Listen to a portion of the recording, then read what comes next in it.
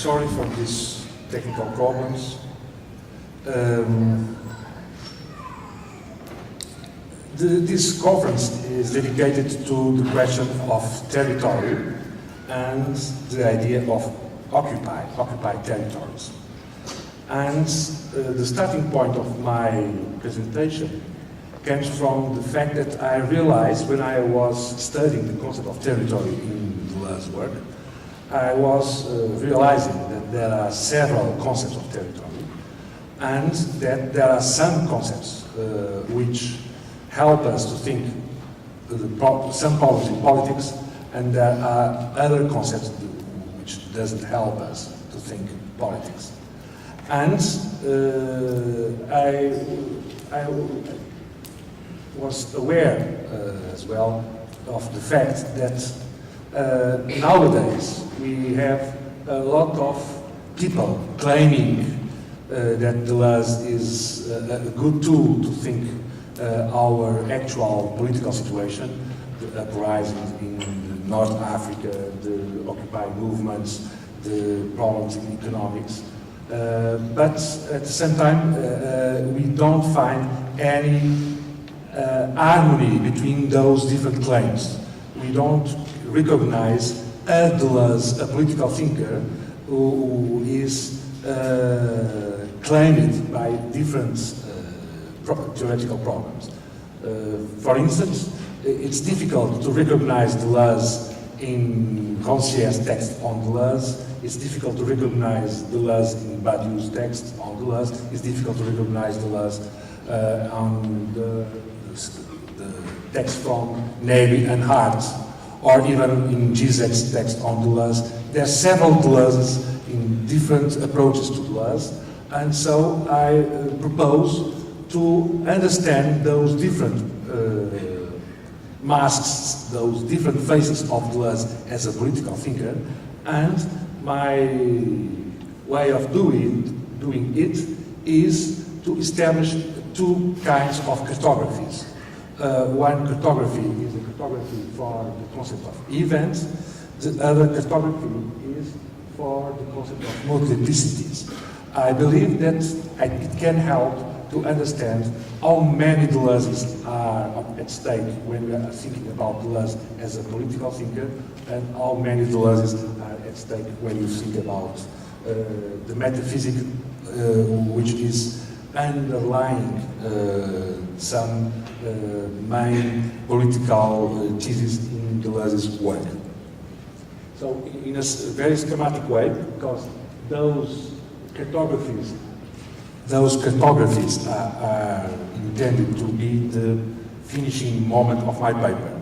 I would like to present some approaches before, but in a schematic way, let me just underline some problems in this cartography. Okay. So,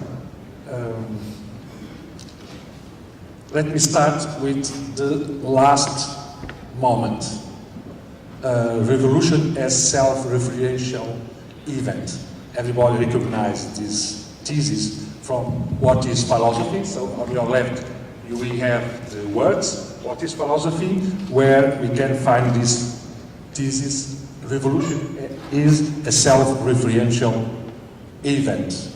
What is at stake here is considered revolution as an event and as a self-referential event.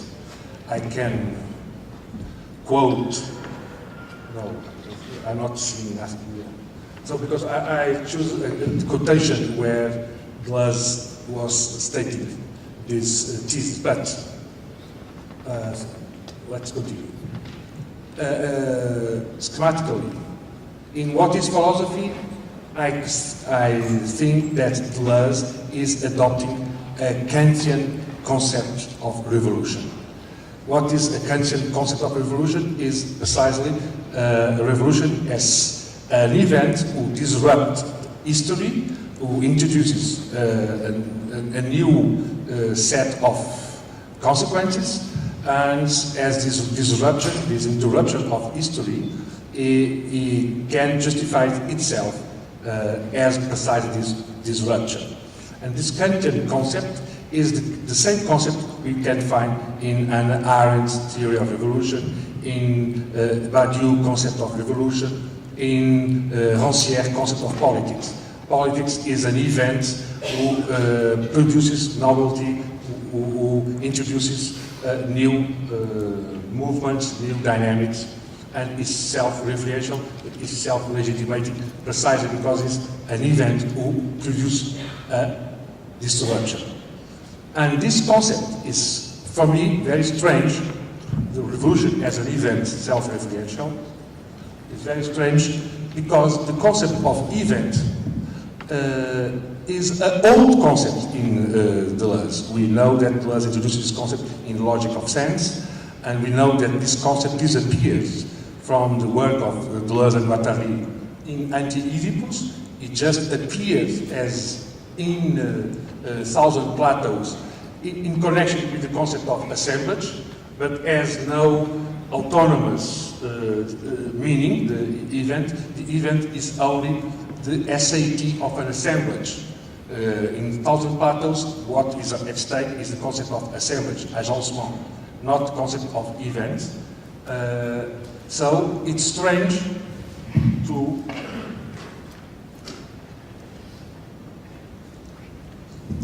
to see the concept of event returning to the work of Deleuze and Guattari, and precisely to designate the concept of revolution as a self-referential event. So my first try is to establish a chronology of this concept of event, when it appears, when it disappears, how it disappears, and when it reappears, and how it reappears. And in that way, we can realize that the main works on political problems we have from Deleuze and Guattari, that is Anti-Oedipus and Thousand Plateaus, has no place for the concept of event as a concept that can allow us to understand some political dynamics. So why this concept disappears and why it reappears? I think that it depends on the different perspectives. One of the perspectives came from different ways of thinking multiplicities. So I propose this other cartography where I try, the three first columns are the same I propose in the other cartography.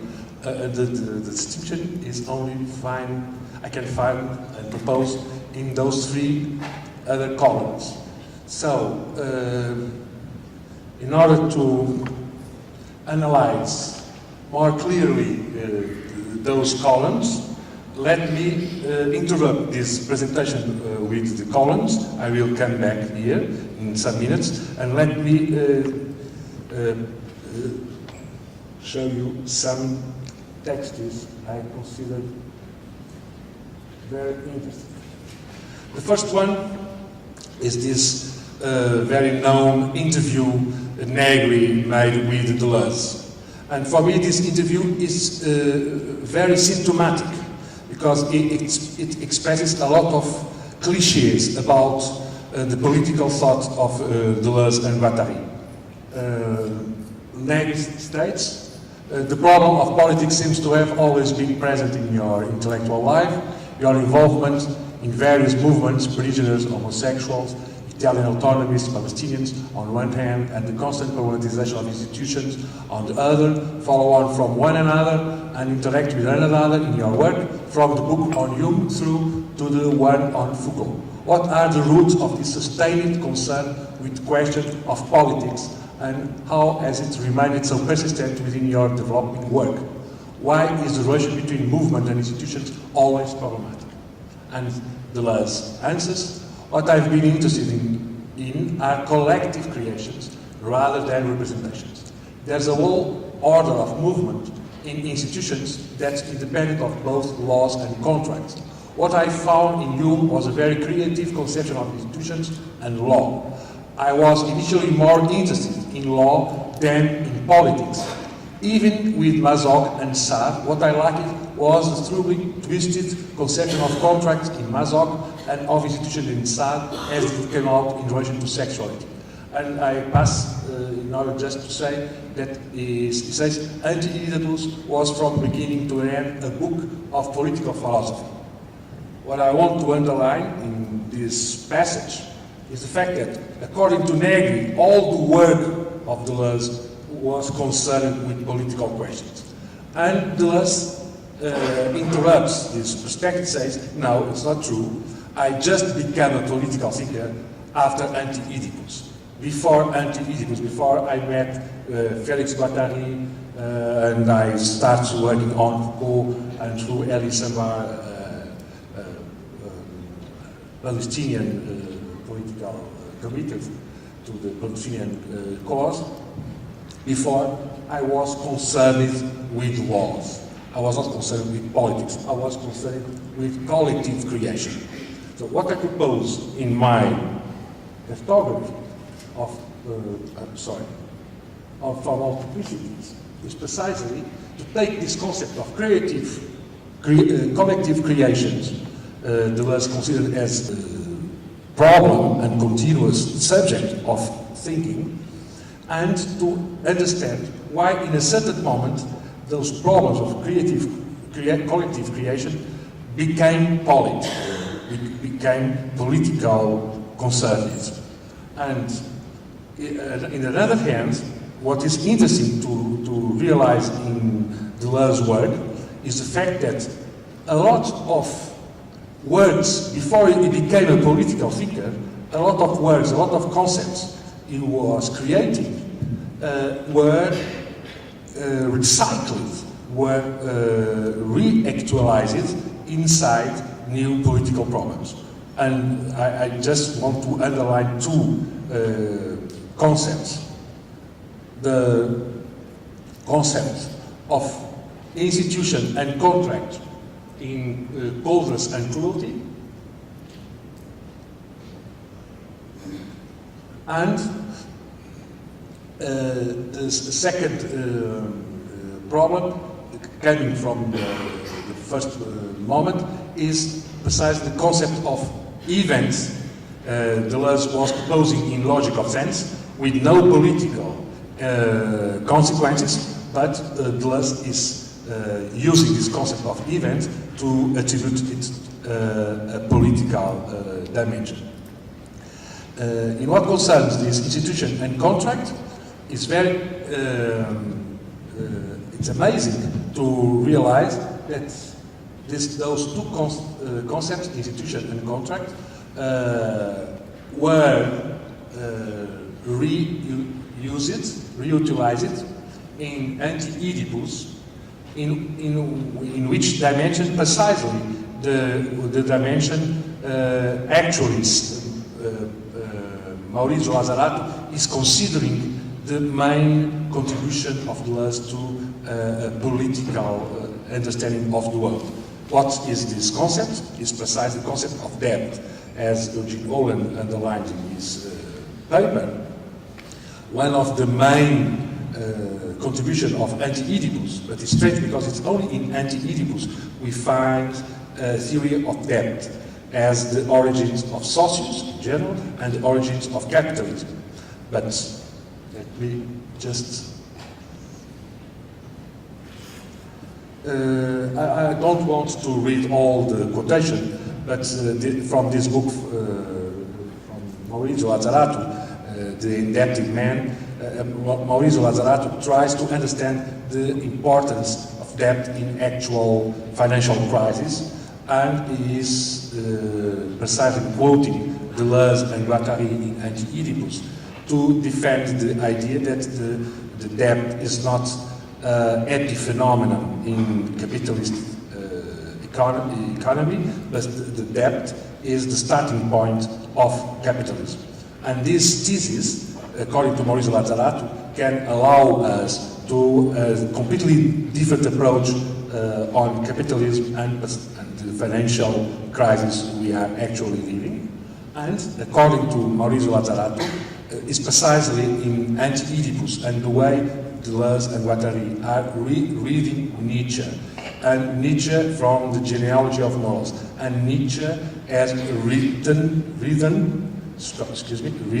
through Mazok, that is to say, a theory of cruelty, cruelty as the archaic pathos who can lead to a socius, to a collective body.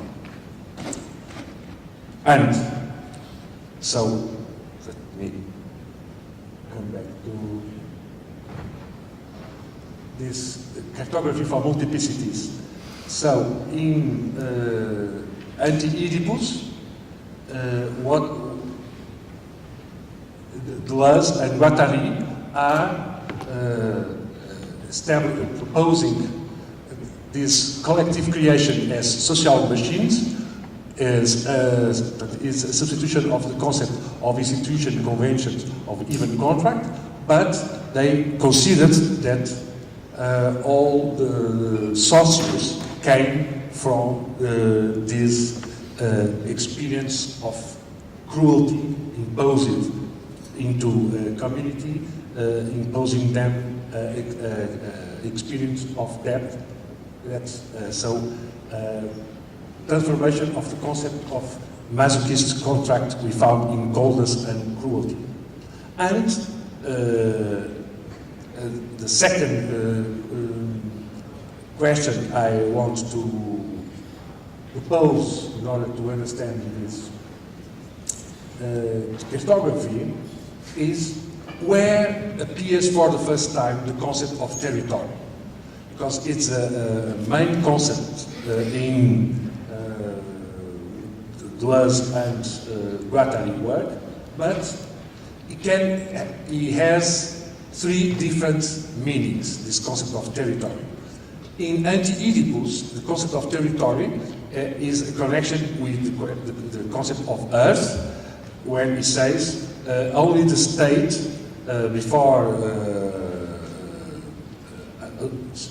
only the state, the capitalistic state, after the savages experience and the barbarian experience, only capitalistic state is a territorial machine, because the capitalist state is connected with earth, is connected with the territory. So in Anti-Oedipus, the concept of territory is connected with the concept of earth, the concept of a place where to install political structure and economic structure. In the Southern Plateaus,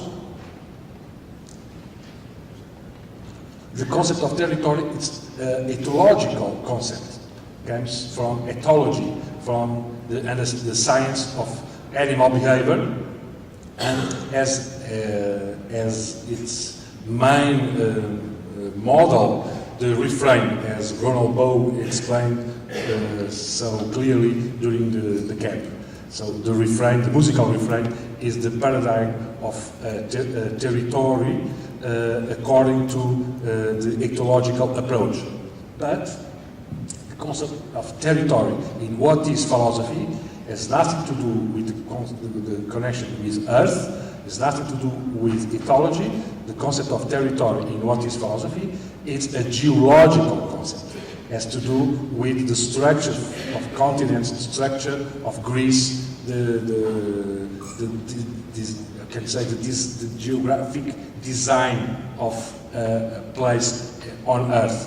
So it's not the connection between a structure, a political structure, and a place. It's not a connection between behavior and an agencement, an assemblage, but as a connection to some structured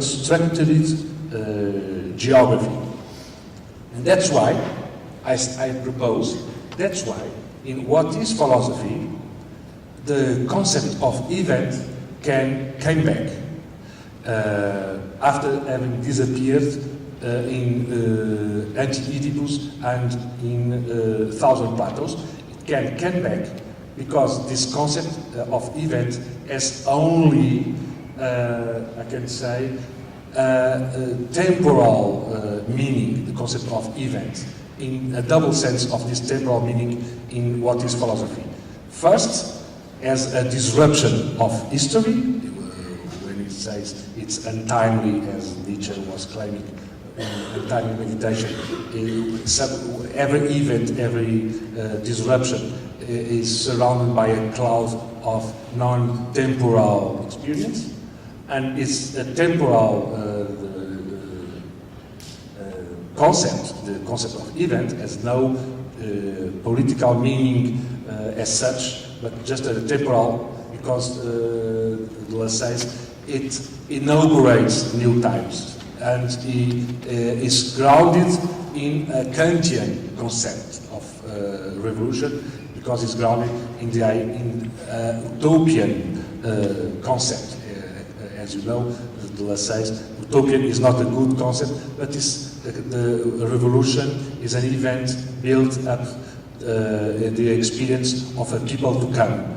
And this people to come has some messianic dimension, something very close to the Derridian concept of event. That's why every time I read what is philosophy, I feel that is the place where Deleuze is more close to Derrida and his concept of event as a messianic experience. So the territory has not a political dimension in what is philosophy, because it's just connected with some geography, and that's why the event can have only temporal meaning. And let me come back to this cartography for the event. The concept of event, when it appears for the first time in logic of sense, is connected with a theory of virtual and actual, and as everybody knows, this distinction appears for the first time in difference and repetition, and in difference and repetition, Deleuze established the concept of virtual against the concept of possible. And it's strange that in what is philosophy, the concept of event returns, but with this returning of the concept of event, returns the concept of possible, which was considered as the complete opposed to the concept of virtual. What I want to say is the fact that this opposition between virtual and possible we find in different repetition is no more valuable in what is philosophy, because, as you know, possible is the world of art, virtual is the world of philosophy. Art is a plan of consistence established inside possible worlds, so the concept of possible is fundamental to think the plane of consistence to art, and the concept of virtual is the concept who designates the modal dimension of the plane of immanence for concepts, for philosophy. And why it's important to use the concept of possible to understand what is art? Because the fundamental dimension of time Deleuze is dealing with in what is philosophy is a time to come. The people to come, the peuple avenir, and this utopian dimension of the events. And this peuple avenir, the people to come, it's a possible world. It's not a virtual world. Because a virtual world has no connection with time. The virtual world, as it was established in different repetition and logic of sense, has to do with ion or an untimely dimension, not time to come, not a messianic or a teleological time. So Deleuze is becoming messianic in what is philosophy, is becoming close to Badiou and Derrida in what concerns the concept of event as just a disruption or interruption, because he is reintroducing the concept of possible, precisely the concept he abandoned when he for the first time explained the concept of virtual, in this distinction between virtual and actual. And is another aspect I want to call your attention for is the fact that Deleuze was always concerned with the question of faculties. We're discussing the relation between Kant and Deleuze. I agree with Eugene when he says Kant was not an enemy for Deleuze, not only because the main aspect of different interpretation is a Kantian. As Deleuze says, the fundamental problem in philosophy is the problem of faculties. And the theory of faculties came from Kant. We have to learn to think about faculties. And we know that all the words from Deleuze from the very beginning were dealing with problems of faculties. The problem of imagination in Hume, the problem of pathos as will to power in Nietzsche, the theory of faculties in the book of Kant, and the theory of faculties in the book on Proust. The different types of science are connected with different types of faculties: imagination, sensibility, intelligence, and thought in Proust. So the question of faculties were central for Deleuze in first books, and is as well central for his theory of transcendental empiricism. The transcendental empiricism is to build a new concept of empiricism through a different concept of faculties. The faculties, this is the main difference between Deleuze and Kant, the faculties must be genetic, explain it, as no a priori conditions. There's a transcendental which has its genesis in the very experience, same experience. And the question is, how can the experience generate the faculties who are the condition of possibilities of those some experiences? This is one of the main problems of all Deleuze work. And it's interesting to realize that after Anti-Oedipus, Deleuze dropped completely the question of faculties, because he is dealing with a new concept, the concept of desire, the concept of desiring machines, and the concept of desiring machines can allow the forgetting of the question of memory, imagination, thought, intelligence, all the stuff Deleuze was dealing with before Anti-Oedipus.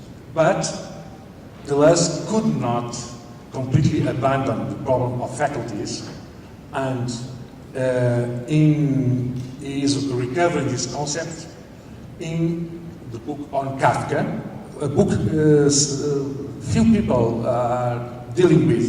It's interesting because normally people quote Anti-Oedipus, Thousand Platos, or What is Philosophy, and the book on Kafka, it's fundamental in a lot of senses, but according to me, for this cartography, the book on Kafka is fundamental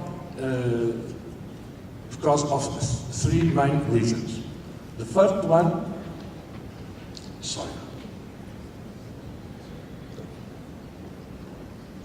the first one is because it's the first book where there's a systematic presentation of the concept of assemblage, the concept of agencement.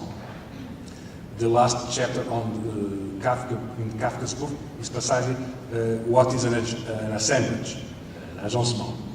And it's important to, second reason, it's important to say that this concept of assemblage in the book on Kafka is presented as collective enunciation.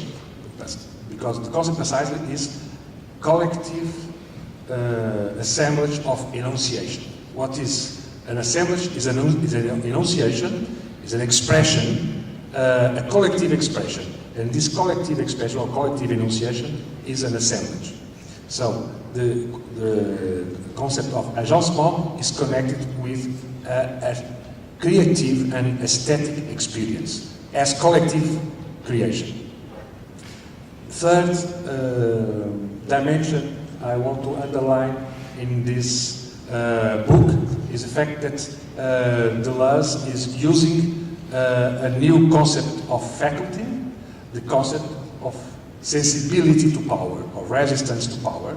In the book on Kafka, Deleuze is not talking about imagination, nor memory, nor intelligence, nor thought, but is always talking about resisting, opposing, and the sensibility for precisely the fascist machines, bureaucratic machines, and to be political is to have this sensibility to power in order to resist to power. And it's because he is proposing this concept of sensibility to power why Deleuze is introducing the concept of potentiality and impossibility in the book on Kafka. It's strange concepts because we know you should avoid those concepts after difference and repetition. And in Thousand Plateaus, he introduced the concept of becoming as a way of seeing the whole problem of faculties. And so,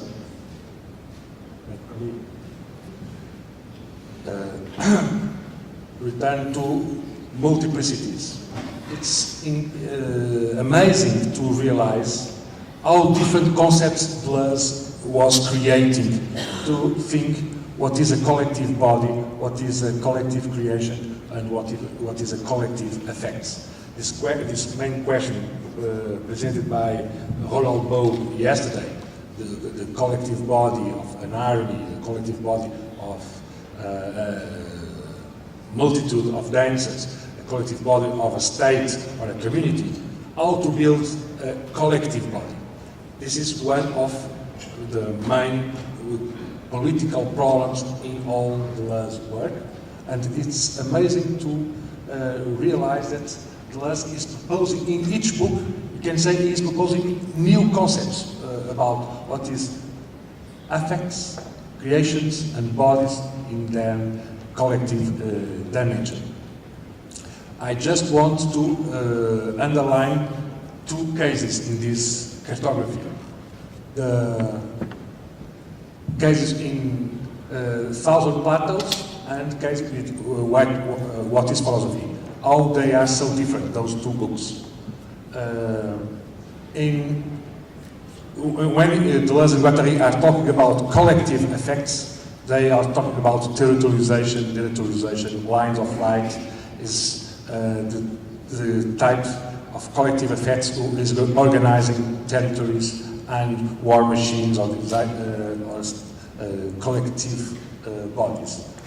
The creations are the main two creations of collective creations are territorial refrains and war machines, and the collective bodies produced by those collective effects and collective creation are nomadic multiplicities opposed to the state apparatus.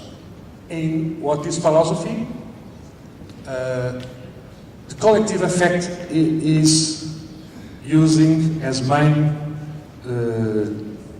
movement or dynamic to explain the connection between singularities is friendship. Is friendship the importance of the friend and the friendship as the central collective effect, the effect that connects singularities, and that's why if the collective effect is the friendship, the collective body to build is something we have to wait for, something we can expect is a people to come. The collective body is not yet produced. The collective body has this Kantian dimension, this messianic dimension, because the affect who build the people to come is not territorializing or design machines, but it's just friendship. So, I'm going to finish. I have other perspectives to call your attention for, but I suppose the main frame is presented. Of course, there's a lot of details here inside we can discuss, but I believe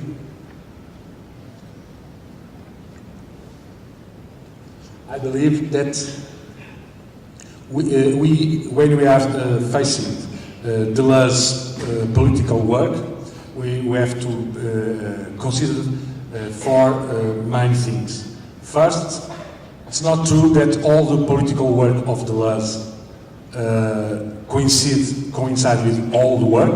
Deleuze became a political thinker only after Anti-Oedipus. Second, there's a lot of concepts coming from the period during, but concepts Deleuze was recycling when he became a political thinker. Concept coming from the reading of Nietzsche and the genealogy of morals, the concept of cruelty, coming from masochism, coming from a theory of event, theory which has nothing to do with the political dimension when the concept is presented in logical sense. So this second aspect is very important.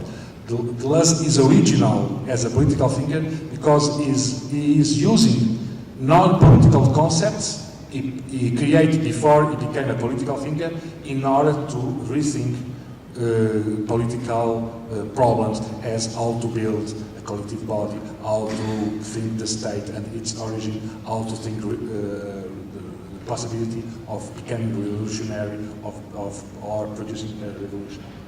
Third aspect I want to establish is even as a political thinker, we must distinguish mainly three different political thoughts in Deleuze's work.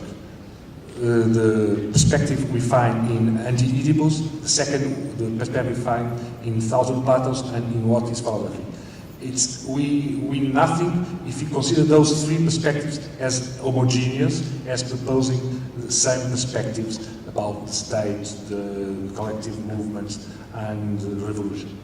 And fourth thesis I would like to stress here is that, according to me, unfortunately, the less interesting perspective we find in Deleuze's work is the last one. What is philosophy, according to me, is the moment where Deleuze is less interesting because it's the moment when Deleuze is becoming Derridian, is becoming Badiouian, is becoming Rancièrean, because he is adopting a concept of event and revolution we find much better developed in Badiou, Rancière or Derrida, and we nothing consider that the main and the central political perspective in Deleuze can be discovered in this work, What is Philosophy? So, in order to finish, we could, I know it's terrible to say it, but we could burn What is Philosophy and just keep Anti-Oedipus and Thousand Battles in order to work with Deleuze as an interesting political figure. Thank you. Events. I can quote, no, I'm not seeing that here. So because I choose a quotation where Deleuze was stating this thesis, but let's continue. Schematically, in What is Philosophy, I think that Deleuze is adopting a Kantian concept of revolution. What is a Kantian concept of revolution is precisely a revolution as an event who disrupts history, who introduces a new set of consequences, and as this disruption, this interruption of history, it can justify itself as precisely this disruption. And this Kantian concept is the same concept we can find in Hannah Arendt's theory of revolution, in Badiou's concept of revolution, in Rancière's concept of politics.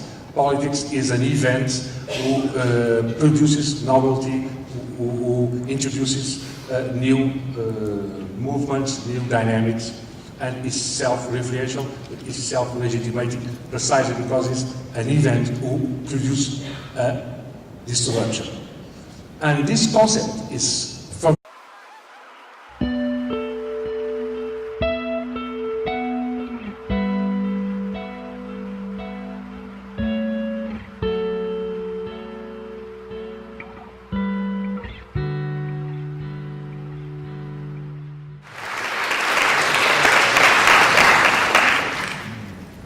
I'm sorry for these technical problems. This conference is dedicated to the question of territory and the idea of occupied territories. And the starting point of my presentation comes from the fact that I realized when I was studying the concept of territory in Deleuze's work, I was realizing that there are several concepts of territory, and that there are some concepts which help us to think some problems in politics, and there are other concepts which doesn't help us to think politics. And I was aware as well of the fact that nowadays we have a lot of people claiming that Deleuze is a good tool to think our actual political situation, the uprisings in North Africa, the Occupy movements, the problems in economics. But at the same time, we don't find any harmony between those different claims. We don't recognize Deleuze, a political thinker, who is claimed by different theoretical problems. For instance, it's difficult to recognize Deleuze in Rancière's text on Deleuze. It's difficult to recognize Deleuze in Badiou's text on Deleuze. It's difficult to recognize Deleuze on the text from Nabais and Hart, or even in Zizek's text on Deleuze. There are several Deleuzes in different approaches to Deleuze, and so I propose to understand those different masks, those different faces of Deleuze as a political thinker, and my way of doing it is to establish two kinds of cartographies. One cartography is a cartography for the concept of events, the other cartography is for the concept of multiplicities. I believe that it can help to understand how many Deleuzes are at stake when we are thinking about Deleuze as a political thinker, and how many Deleuzes are at stake when you think about the metaphysics which is underlying some main political thesis in Deleuze's work. So in a very schematic way, because those cartographies are intended to be the finishing moment of my paper. I would like to present some approaches before, but in a schematic way, let me just underline some problems in this cartography. Okay. So, let me start with the last moment. Revolution as self-referential event. Everybody recognizes this thesis from what is philosophy. So on your left we have the words, what is philosophy, where we can find this thesis: revolution is a self-referential event. What is at stake here is to consider revolution as an event and as a self-referential. For me, very strange. The revolution as an event, self-referential, is very strange because the concept of event is an old concept in Deleuze. We know that Deleuze introduced this concept in Logic of Sense, and we know that this concept disappears from the work of Deleuze and Guattari in Anti-Oedipus. It just appears as in Thousand Plateaus in connection with the concept of assemblage, but as no autonomous meaning. The event is only the SAT of an assemblage. In Thousand Plateaus, what is at stake is the concept of assemblage, agencement, not the concept of event. So it's strange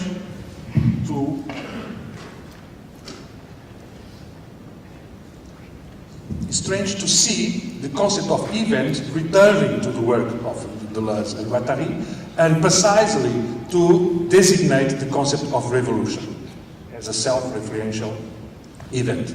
So my first try is to establish a chronology of this concept of event, when it appears, when it disappears, how it disappears, and when it reappears, and how it reappears. And in that way,